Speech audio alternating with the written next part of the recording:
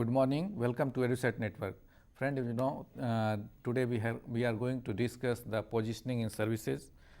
This is the third lecture in series of lecture on services marketing, and for discussion on this very topic, we have in studio the same resource person, Dr. Ravi Shankar. He is presently professor of management in Indian Institute of Foreign Trade, a premier institution of the country. And in the last 3 decades, he has served in different institutions like MDI Gurgaon, School of Management Study, Indira Gandhi National Open University, and he has written a number of books. And this series of lecture is based on his book Services Marketing: The Indian Perspectives. So we are going to discuss in today's lecture how the services can be positioned in the market and what are the tools available for that. And for discussion on this very topic, we request him to start the lecture. Welcome, sir. Thank you, and welcome to all the participants. We say that positioning is a very integral and very important element of the marketing in services sector and also in the manufacturing. In fact, a lot of people think that positioning is one of the strongest bases to define and describe a company's marketing strategy. In fact, in the marketing literature, 4 ways have been used, 4 methods have been used to define and describe a marketing strategy. The first approach, the first basis which has been used to describe marketing strategy is the marketing mix as a basis of marketing strategy, where each element of the marketing mix is seen with a long-term marketing perspective. The second basis which is being used in the marketing literature is positioning as a basis of marketing strategy, which means that you as a company, you decide who will be your market, who will be your target customer, what value proposition you would like to have to differentiate yourself as against competitors in the marketplace. The third basis which has been used is typically the product life cycle as a basis of marketing strategy. And finally, they use the competition as the basis of your marketing strategy, whether you would like to be the market leader, so the market leader strategies like Apple as a company, or market follower, that you are not the market leader but you follow the leader. For example, Nirma as a brand, their prices are always less than the products of Hindustan Lever or Unilever. The third is a market challenger, that you as a company, you challenge the market leader. This is where in the mobile phone segment, Samsung and Apple, they are head-on against each other. And finally, we call it nicher, that you don't look into the competition, but you will decide a very separate market area for yourself and you grow as a niche. For example, Royal Enfield motorcycles in this country, they are actually catering to the niche segment. Otherwise, the two-wheeler segment is really cluttered. I really find it very difficult to even remember the names of the manufacturers and the kind of models which are existing between 100cc to 175cc. So you could see that rather than getting into the same bracket, the company is now looking at is strengthening their position. Royal Enfield with 350cc, 500 and so on. So friends, this is just a way of introduction to positioning as a basis of marketing strategy, and this is what we will discuss in the context of services today over the next 45 minutes, 50 minutes or so. But if you look at the screen, I just picked up 3 examples. This is a hoarding which a company put up which said that we have changed. And sometime later at the same location, the other company put up their hoarding, we made them change. And the third, sometime later, a third company put their hoarding above that we haven't changed, we are still the same, smartest way to fly. That is not positioning. These are gimmicks. Positioning is not, if it is strategy, then the airlines which is figuring in the middle, that would not have perished. So these are all gimmicks. Gimmicks don't work in the marketplace. And that is where the suggestion I want to give you, that when it comes to positioning, it has to be very consistent, and we always call it positioning is one simple, single, consistent message which you would like to give to your users over a period of time. I would like to take the example, Wills as a company, it always stood for lifestyle. And the product they were selling was cigarettes. Wills, lifestyle, and cigarettes. Now, if you see any movie of 70, 80, 90s, the smoking has been, liberally used in the cinema. But today, this entire crusade against smoking causes cancer. Cigarette smoking is injurious to health. You cannot, by law, you cannot smoke in the public places. So somebody who smokes is seen as a victim of a bad habit. So this whole crusade against anti-smoking has grown significantly in India, and also the excise duty has gone up on the cigarettes, as a result of which a lot of people have given up smoking. And also a lot of people start appreciating it, that if I don't give up smoking, it may lead to lung cancer, and maybe you unnecessarily invite trouble for yourself and you shorten your life. And this is where what the company should do. Will still is there in the market. Will still stands for lifestyle. And what they sell apparels, accessories, shirts, trousers, belt, wallets, ties, shoes. That's what they sell. So Wills is still there in the market, and it stands for lifestyle. And who knows, very soon Wills may launch lifestyle holidays. Now this is what the positioning is really all about, that you stand for something, one simple, single, consistent message, what the brand stands for. And here in the services sector, it's far more important that you look at corporate positioning, image of the company. You cannot say that Air India's international routes are good, domestic routes are not so good, feeder routes are like this, and the express, Air India Express is economical and so on. Well, what is more important is overall image of Air India in the minds of the potential customers. And that is where we call corporation. Whereas in the manufacturing sector, it is a brand which is positioned. Surf Excel is positioned at a high platform. It is enzyme-based detergent. It eats away dirt and whatnot. Whereas Rin or Wheel is positioned at a lower segment as against Nirma or whatever. So this is what I call a brand positioning is different than the corporate positioning. And each brand, each product is positioned differently. Cigarette companies, for example, they might have 50 all types of cigarettes, and each brand of cigarette is positioned differently in the market. So what I'm trying to emphasize is that think in terms of service organization. If you talk about, say, Fortis Hospital, so what is the image of Fortis Hospital in the minds of the people? And no, you can't say that Fortis is good for this kind of a treatment and not that kind of a treatment. Overall image of the corporation, what Fortis stands for, that's more important. So is the case with banks or insurance or any other service organization. So it holds very true for the service company that corporate positioning is relevant. So this is what we propose to go into the depth one by one. It's being said that there are 6 steps to doing the positioning. It starts with identification of the segments. You decide which market segment is important.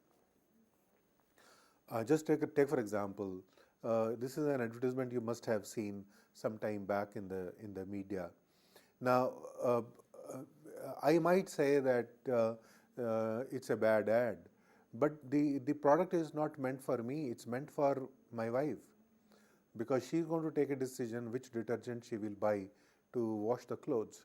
So identifies market segments through the segmentation variables, and then you develop the profile of a resulting segment.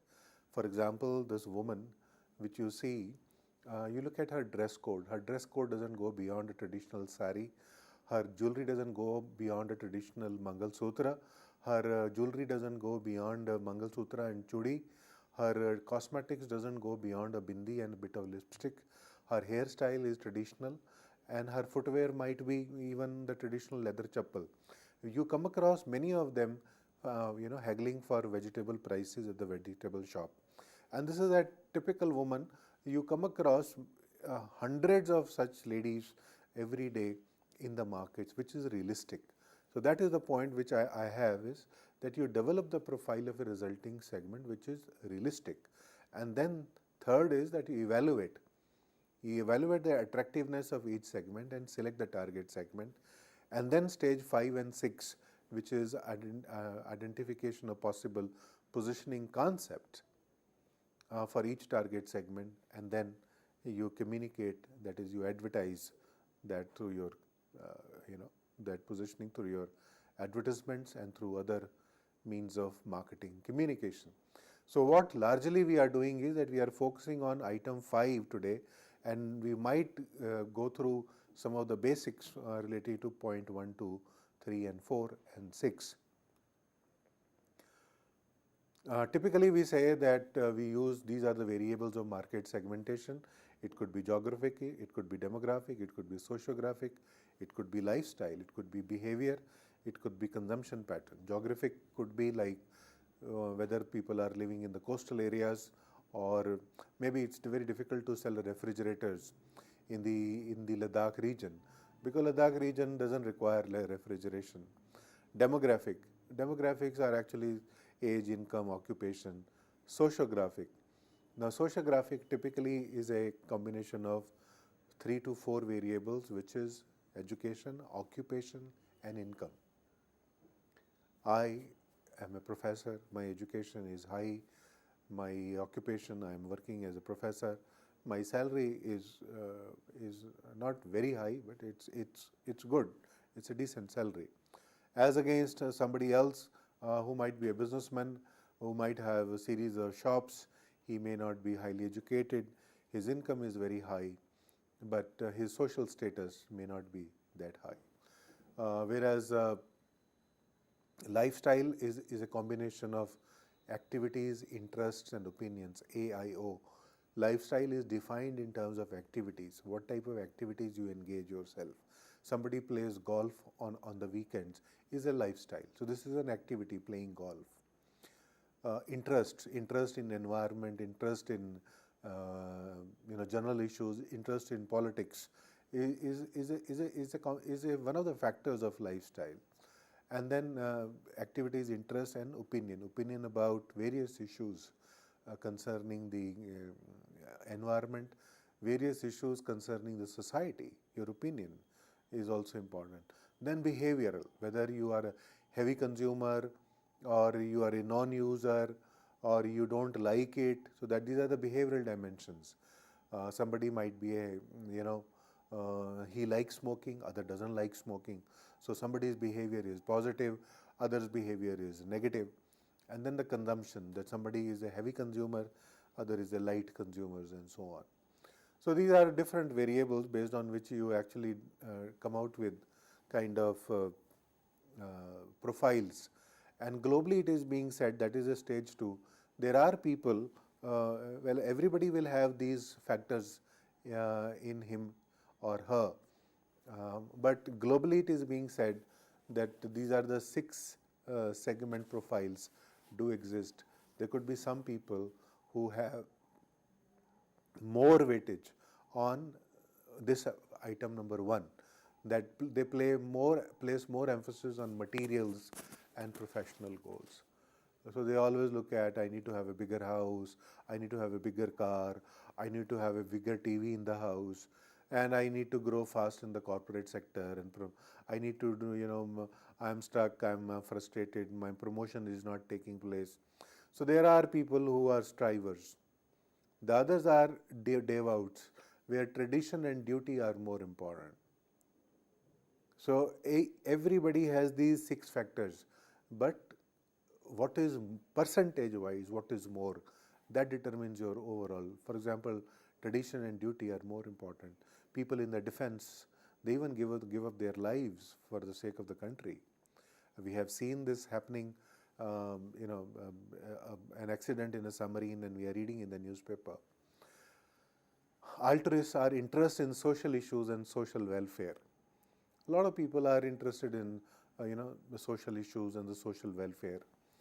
You might have seen within your own colony, there may be somebody who will go and, ask or contribute to the maintenance of the garden which is there in your colony. Everybody doesn't do, but there may be 2-3 people who are more interested in the social issue. If there is a good garden, people will come for a walk. If they go for a walk, they lead a better life, and so on. Intimates, they value close personal and family relationship. So that is intimates. Many times you overhear people saying, "Oh, I have to go in the evening to attend somebody's wedding. If I don't go, he will mind it." They will mind it. So they value close personal family relationship. Fun seekers.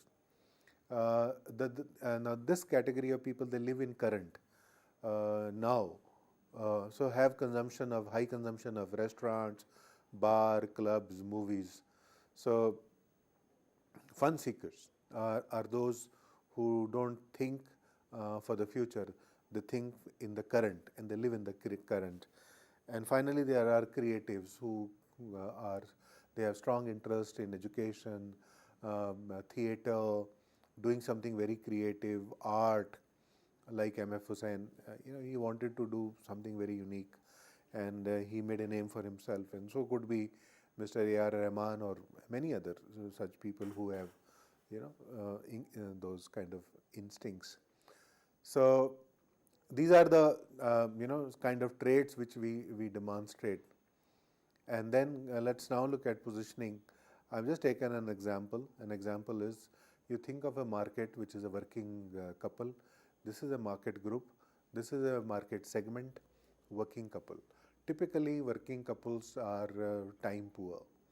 And when I talk of segmentation, segmentation means group of people by needs and wants. They are homogeneous. So there are a whole lot of people, families where both husband and wife, they go for work. And very few households have, working, housewives. And there are some who would like to be house husbands, and they only want their wives to work. That doesn't happen in India, but maybe outside it might be happening that way. So when you talk of positioning means how do you relate the product to a working couple. And I have taken the product of a coffee maker. So positioning is how a product is geared to attract this market segment. That is what positioning is all about. How a product is geared to attract the market segment. If to the working couple you say this coffee maker is small, it can make 2 cups of coffee in 3 minutes, its weight is about 900 grams, you can put it in the balcony on Saturday and Sunday if you like, it can run on your car battery, and when you go out for a picnic you can even carry it and it can run on your car battery.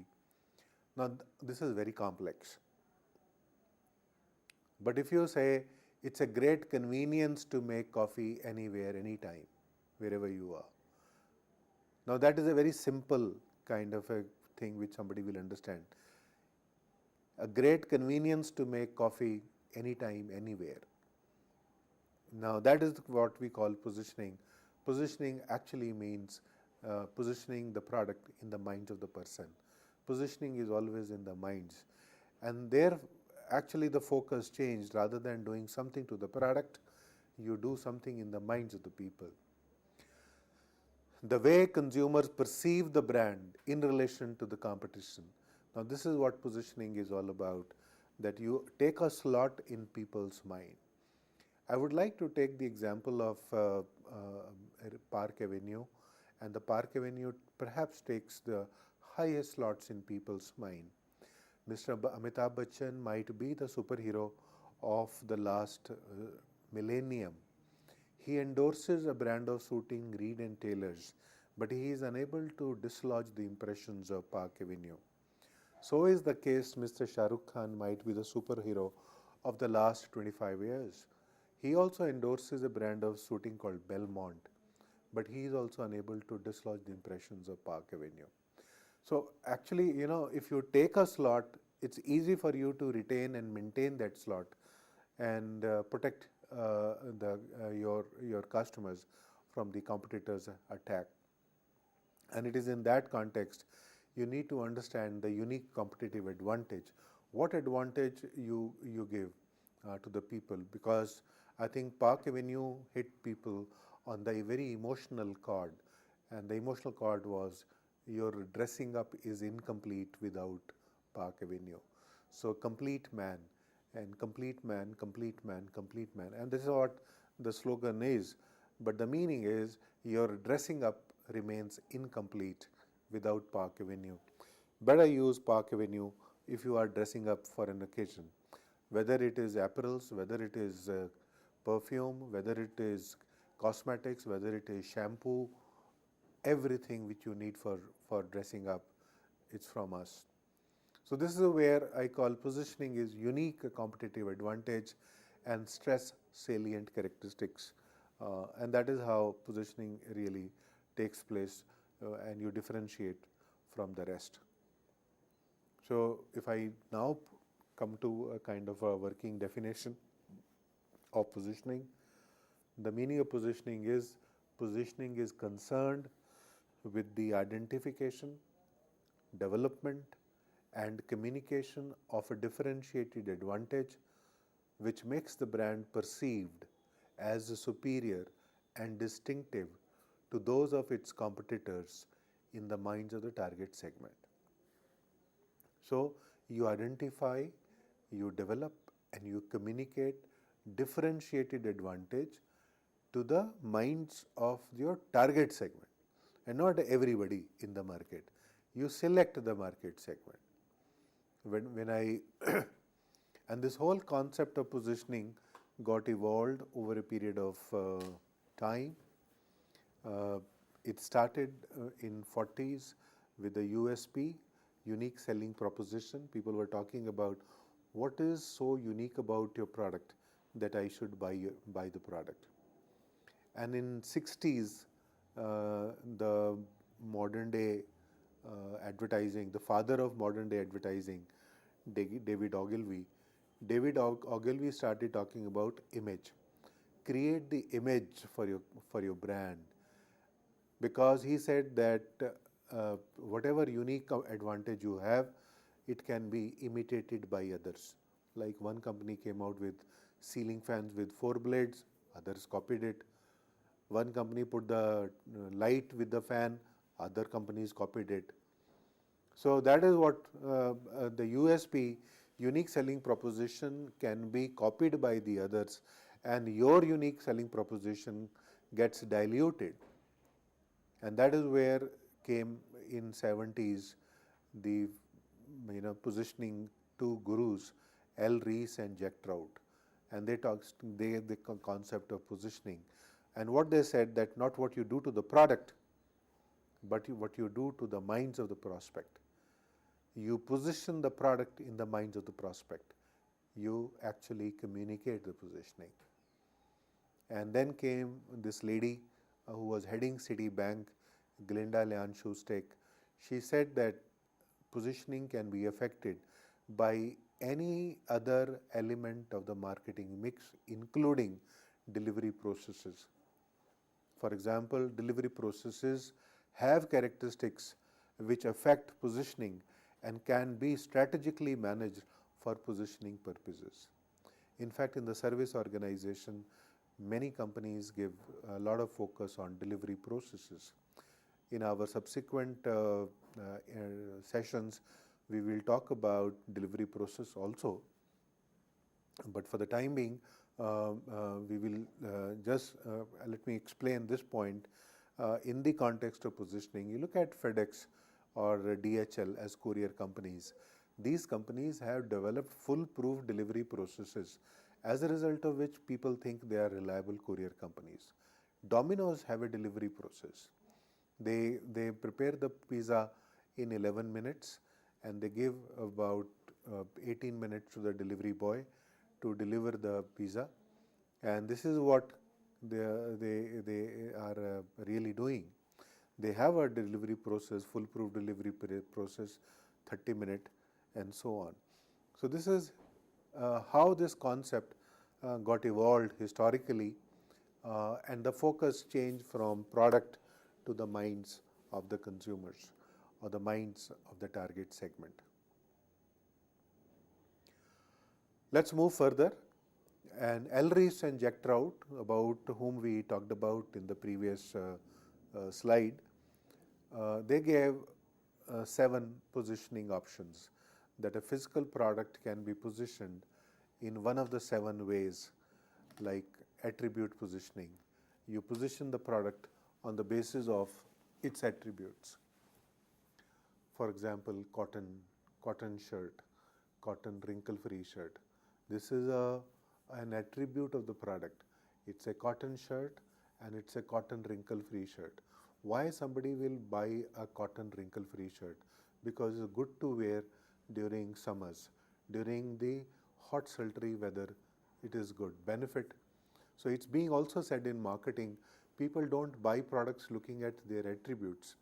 They buy products because the benefits they get out of those attributes. So you have to communicate the benefits. So positioning on benefits. For example, cotton wrinkle-free shirts is good to wear during summer, hot summer, rather than the polyester or nylon shirts. Then the third, they said, use or application positioning. Positioning for specific usage occasion. In fact, in the market, a brand of shirts came which were all plain in color. They were actually had very light colors like light gray, light blue, light green, pale, very light pink or white or off-white, and they gave the brand name 9 to 5 shirts. The 9 to 5 was actually to be worn during the office hours. User positioning. So the people who were working in the corporate sector, they were buying those 9 to 5 shirts, that 9 to 5. The brand name was 9 to 5 shirts. Competitive positioning. You position your products against competition because it's a highly competitive word, and you might have seen comparison advertisements in the newspapers where they compare a computer with the other computer, a mobile phone with the other mobile phone, or even a car with the other car. So we have seen that they try to position themselves as against competitors. Product category position. So the perceptions about a product category could be that this product is not good for health. For example, Diet Pepsi. Why people drink Pepsi? Because it's a fun drink. But a lot of people, they don't drink because they say, oh, it's a sugar and I am diabetic. But Diet Pepsi actually is again within the category. Or skimmed milk. In fact, a very strong promotion was done in the United States, and even in India it has started, where they try to promote the skimmed milk. Why people don't drink milk? Because they say milk is fattening. But skimmed milk, it has a nutrition value and it doesn't have the fat. And then quality price positioning, which is, we have seen it, Big Bazaar advertises very heavily on quality and price. So in marketing literature, Elris and Jack Trout have given these 7 positioning strategies. And when it comes to the services sector, we talk about the corporate positioning in the services sector. We just have half an hour to go through, and I will just, as against what we have discussed, those 7, a company can position itself as market share leader. So the corporate positioning options are about 12 in number. So we will go one by one and discuss those, like market share leader. The fact is State Bank of India is the largest banking institution in India. The fact is Life Insurance Corporation of India is the largest financial institution in this country, and they can actually advertise that they are the biggest financial institutions or the banking institutions in this country. But they are not doing it, perhaps. They need to think in that line. Quality leader, best or most reliable. If you have to buy an electronic item like a television or a DVD player, normally a brand like Sony or Panasonic comes in your mind, and that is why we call that they are quality leaders, best, most reliable. The third is the service leader, most responsive to customer problem. Today in the automobile sector, when people are buying automobiles, they think about after sale service, and a lot of companies have tried to develop their edge over that. And in fact, here I would like to emphasize there is nothing called pure product marketing or pure services marketing. These concepts run parallel to each other. The way when you stand in the middle of a railway track and you find the two tracks run parallel to each other, but when you stand in the middle of the railway track, you find those two railway lines, they converge towards each other. So there is a convergence from a distance. If you are far-sighted, you will see the convergence. And in the same case, in the manufacturing sector also, the concepts of service marketing are applicable. I just give you an example that in the manufacturing sector,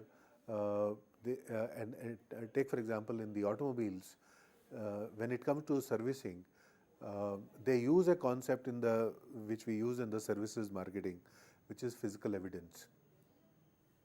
A super specialty restaurant will have a very unique kind of aesthetics environment, and they give you physical evidences of that nature. They will have a very exclusive furniture there and not ordinary plastic furniture. And this concept even the automobile sector has picked up, that whenever you take your car for repair, any component they replace, the old component, they pack it in the same box and give it to you. Why they give it? Because it assures you that they have replaced that, and they are billing you for the right thing, and not you suspect that they are unnecessarily billing you for servicing. So service leader is the third option which a company can have. The fourth is technology leader, first to develop new technology. Apple actually is been able to position themselves as a technology leader. It didn't happen on its own. Apple is in constant research, and they are developing new products, and they launch new products ahead of everybody. And that is how they have become the technology leader. If you want to be a technology leader, you have to be ready to invest very heavily in developing new technologies. Innovation leader.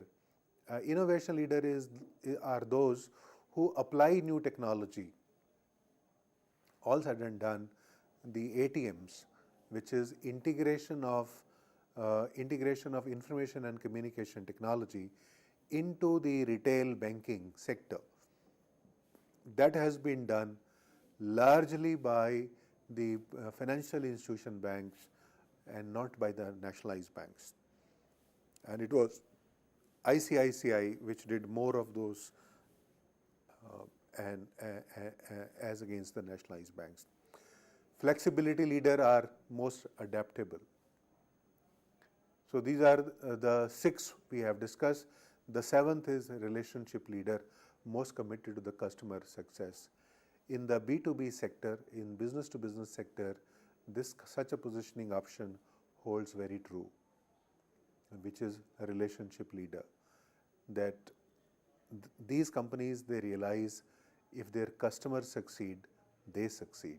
If their customer fail, they fail. So it's better to exercise relationship with the customer. So good companies, they are sensitive on this, and they want to be the relationship leader. Prestige leader, which is most exclusive.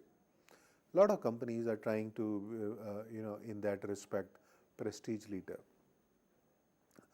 For example, there is a mall where in Delhi, which is catering to only the elite luxury market, and it doesn't sell anything less than low price items. Even a leather bag will cost you 50,000 rupees. A pair of shoes may cost you 60,000 rupees. A wristwatch might be for 3.5 lakh. A necktie might be for 20,000 or plus. So, and we have that kind of a retail mall actually in the city of Delhi, which actually looks at prestige associated with in the retailing, as against there is another which is Big Bazaar and all that, which is catering to the lower end of the segment. The ninth positioning option is knowledge leader. Knowledge leader, if you look at the knowledge, like best expertise, look at a company called Ernst & Young, EY. They are in one domain of knowledge, as against PricewaterhouseCoopers, PwC. They are in different domain of knowledge. Or BCG, which is again a third consulting company, which of course is a different domain. So they are leaders in their own area, and that is the ninth positioning option. 10th is the global leader, best to serve the world market. Like many companies, they have, in fact, Emirates Airlines, with the kind of network they have evolved as a global airlines, and value leader, which is best price performance. So there are some companies, some brands like Walmart is a value leader, best price performance, and bargain leader, like the lowest prices and so on. I don't have an example, but in some airlines they do have lowest prices, etc. So these are the 12 corporate positioning options which are there, as against the options we were talking about in the context of brand: attribute positioning, benefit positioning, use positioning, user positioning, competition positioning, product category positioning, and quality price positioning.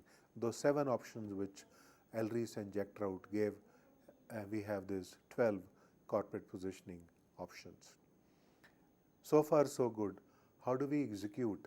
If you as a company, you want to develop your corporate positioning program, then what steps you should follow? So these are 6 or 7 steps which we will cover in the next 10-15 minutes before we conclude. So the first stage is, whose mind matter the most? Whose mind really matter? You as a company, you should decide your market segment. Even in the previous case also, we were talking about segmentation is a prerequisite for positioning. Whose mind is really matter? As I said, for surf, it is my wife's mind which is very important. I may not take a decision about which detergent to be bought for the house. The decision is taken by my wife. So her mind is more important. So whose mind really matters? The second issue is how visible and credible are we in comparison to the competition? So that is the second issue, visibility versus credibility. In fact, that's a very critical stage in corporate positioning, where you take stock of how visible you are and how credible are we. So how visible and credible are we in comparison to the competition? And there we see 4 options. Your visibility is low, your credibility is low. Your visibility is high, your credibility is low.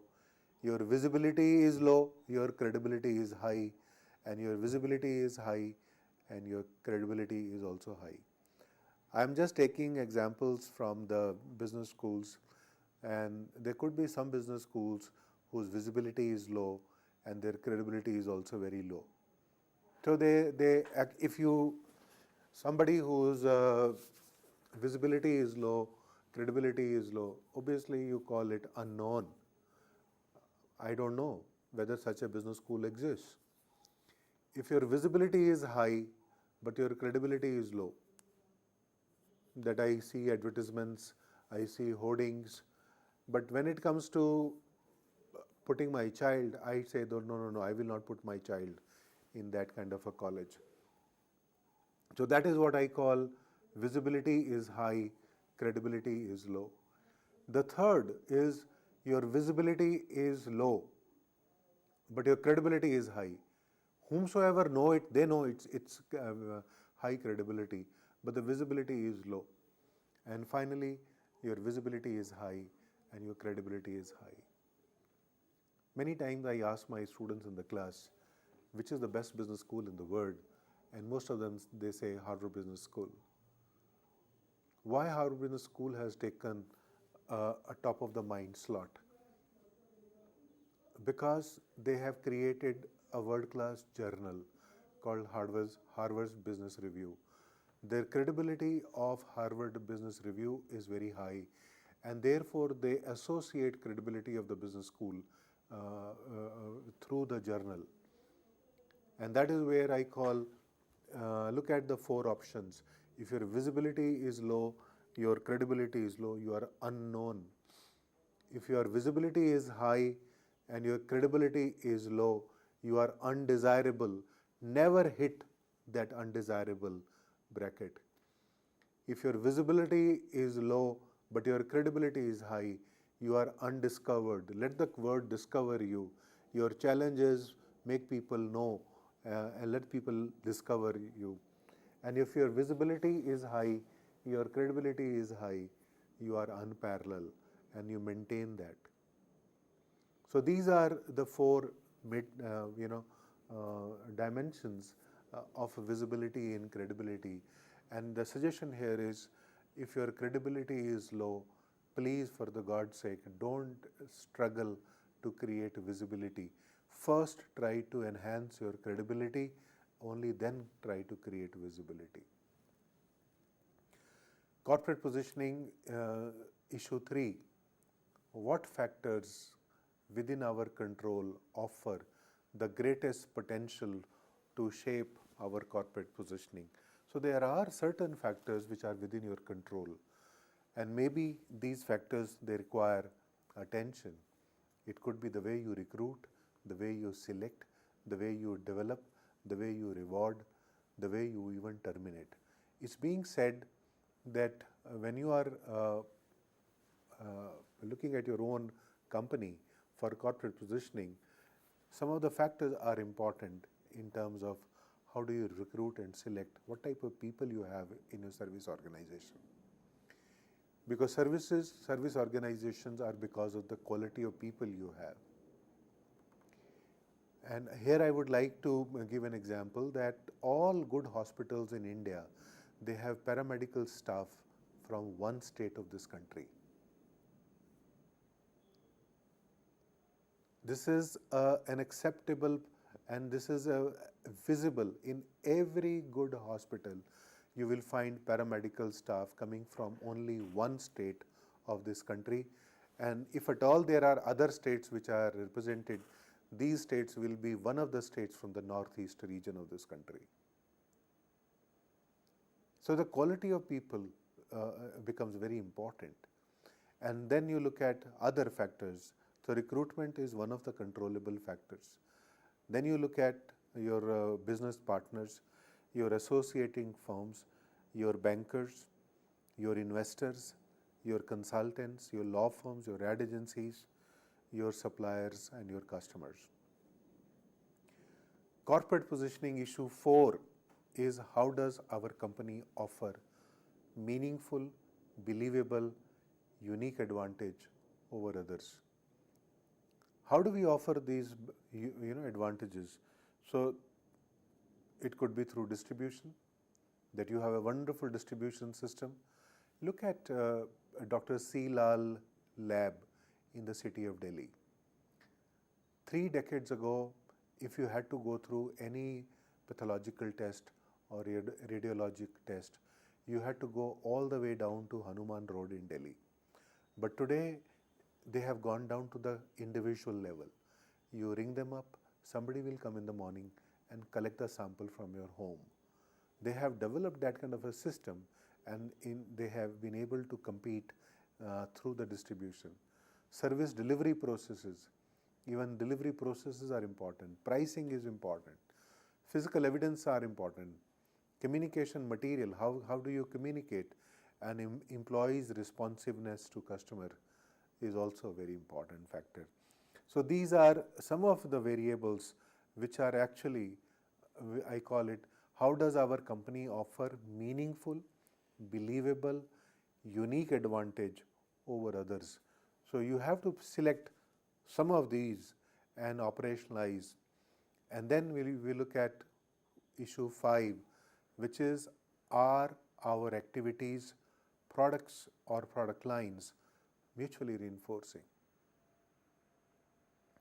So whether you are in that business and you look at how your products and products lines, they mutually reinforce.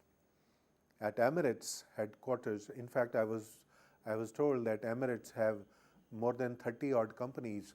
So they even have laundry services because they require laundry. They also have the baggage handling. They also have a company which looks into security. They have a company which looks into catering. They look into transportation and whatnot. And that is how all these subsidiary companies, they contribute to the success of this wonderful airlines. Corporate positioning, issue 6 is, should we seek a single global image or different image in different markets? McDonald's is positioned in India as a family outlet, whereas outside it might be a fast food. Because here the family goes with the children. Children insist for the burger and the parents take the children to the outlet.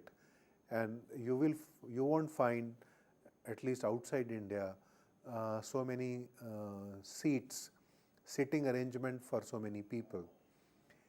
Outside India, you may have a corner there where there might be a very small arrangement been made for people to sit, and that arrangement is typically for the senior citizens and not for others.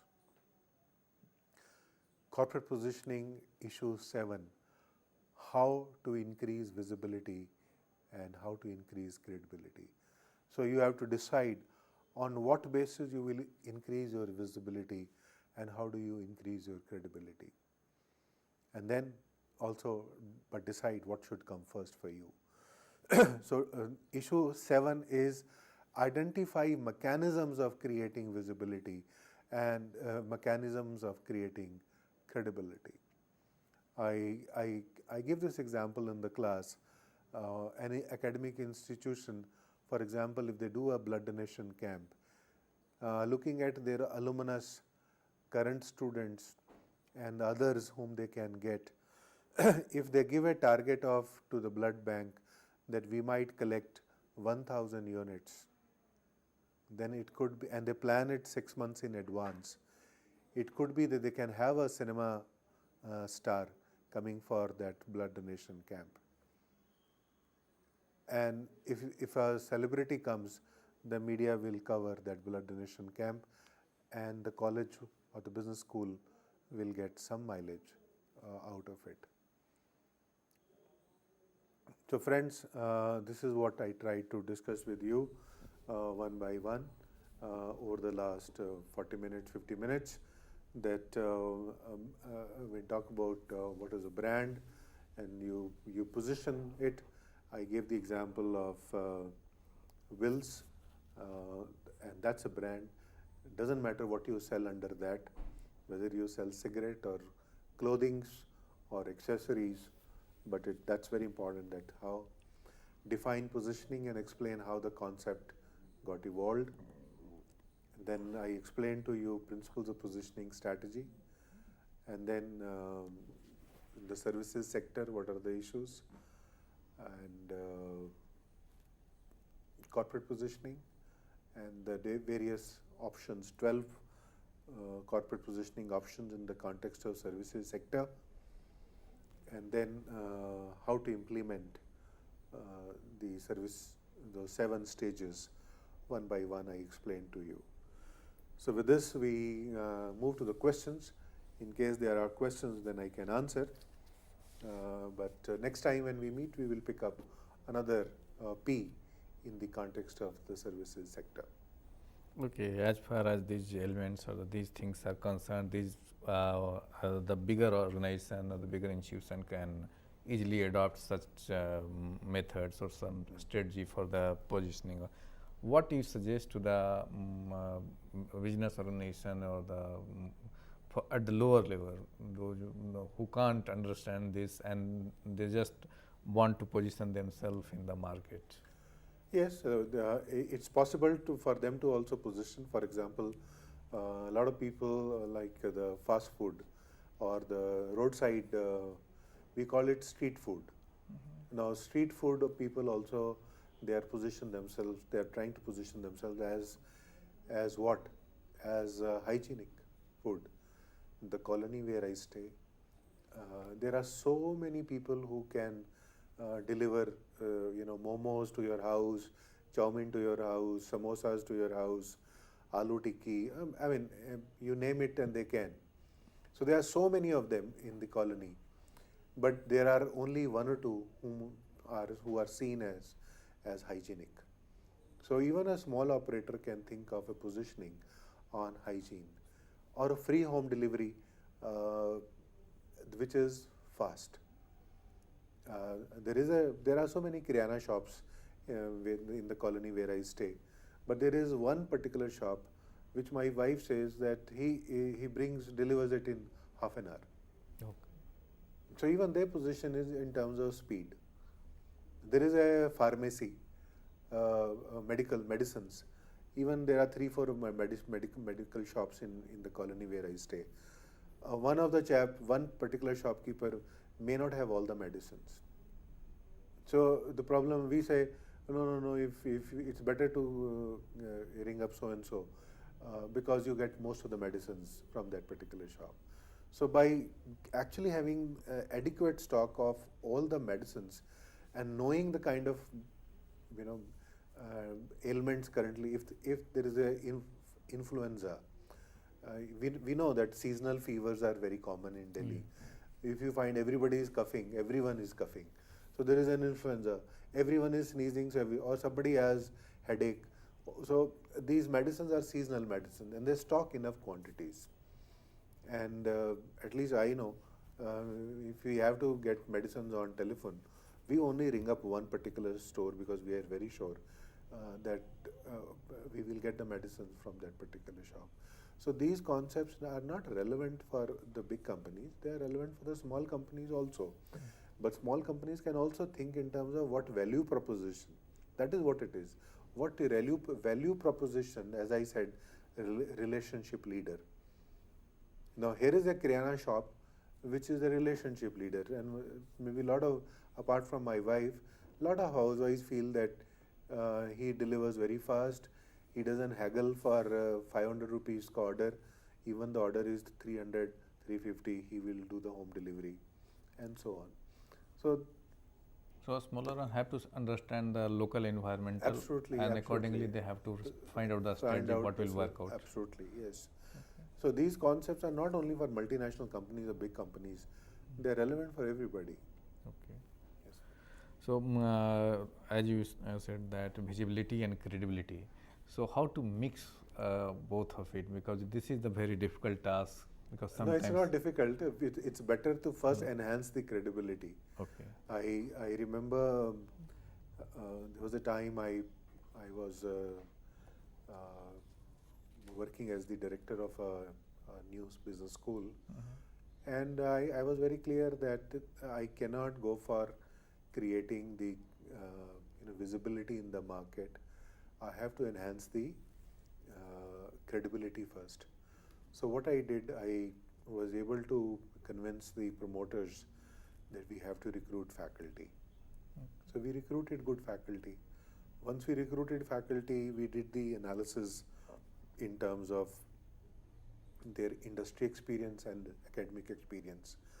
We came out with an average figure that our faculty on an average has, in marketing we have 10 years of industry experience, and on an average 7 years of academic experience.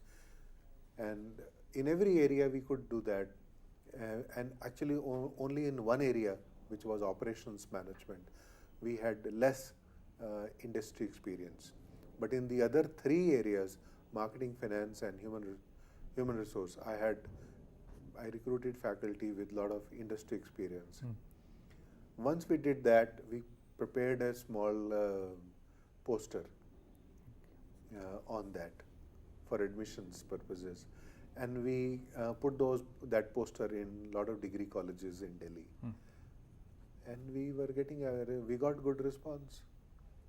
And I didn't spend much money in advertising on television or newspapers or hoardings.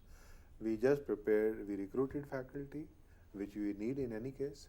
We analyzed their competence and then prepared a poster about it, and we put up that poster in degree colleges in Delhi, in UP, in Gurgaon, Faridabad area, and so on. And we were able to get a good number of students, and we had very good batch. And then subsequently, the batch also got good jobs. Okay, so the first one should do create a credibility, and then create a visibility. That will work wonder. Yes. Yeah. So I think, friend, today we have communicated how to position services in the market. So you have got the points. So with this, we conclude the lecture. I thank all of you for watching the lecture, and on behalf, I thank Dr. Ravi Shankar for giving such a wonderful lecture. Thank you.